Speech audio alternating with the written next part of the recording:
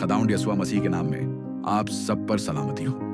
कहते हैं कि आसमानों के सबसे बुलंद मकाम पर खुदा के तख्त के करीब एक नूरानी हस्ती हर वक्त मौजूद है, जिसे राज़ाइल कहा जाता है।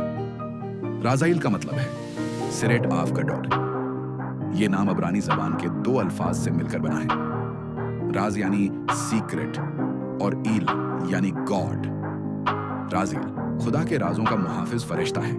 वो तख्लीक के तमाम भीद एक मुकद्दस सहीफे में लिखता है, जिसे किताब राज़ाइल कहा जाता है। जब आदम और हव्वा बागे अदन से निकले तो वो भटक गए और गमगीन हुए। राज़ाइल ने खुदा के हुक्म से उन पर रहम किया और उन्हें किताब राज़ाइल दी, जिसमें बताया गया था कि जमीन पर कैसे जीना है, इबादत कैसे करनी है और खुदा की हुजूरी कैसे पानी है, ताकि वो रोशनी की राह दोबारा पा सके। इसी इल्म से नूह ने तूफान से निजात पाई।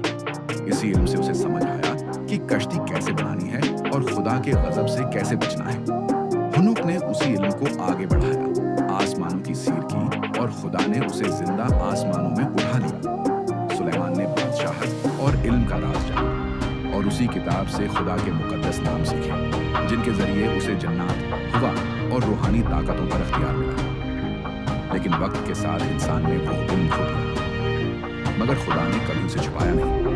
वो सिर्फ उनसे ओझल हुआ जो आजिज़ी से तलाश करना होगा। अगर तुम्हारे दिल में सच्चाई की प्यास है तो राज़ाइल के नूर को महसूस करो, क्योंकि इल्म कभी मरता नहीं, बस दिलों से छिप जाता है। खुदावंद यीशु मसीह के नाम में आप सब पर सलामती हो। आमीन।